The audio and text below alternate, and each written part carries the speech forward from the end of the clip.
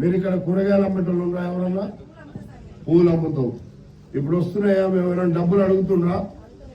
ఎవరన్నా డబ్బులు అడిగితే వెంటనే పోలీసులను నేను ఎప్పుడో ఇక్కడ పెట్టిస్తున్నా. అవును సార్, ఇంతకు ముందు అడిగేది, ఇప్పుడు ఏం అడుగుతలేదు సార్. అడిగేదా?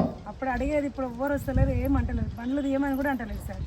ఓకే, బండ్లు తీయమని అనుకున్నా కానీ వచ్చేటోళ్ళకి పోటోళ్ళకి ఇబ్బంది లేకుండా మీరు ఎవరికి ఒక్క రూపాయి కూడా ఖర్చు పెట్టకుండా మీ వ్యాపారాలు మీరు చేసుకోండి, మీకు ఇబ్బంది లేకుండా బతకండి.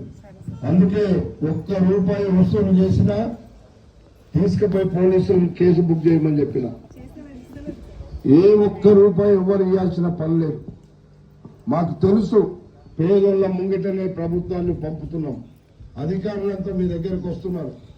మంచినీళ్ళ సమస్య ఉన్నా, రోడ్ల సమస్య ఉన్నా, మీ పట్టాల సమస్య ఉన్నా మీరు 10 సార్లు ఎవరు ఎక్కడ తిరగాల్సిన పని లేదు.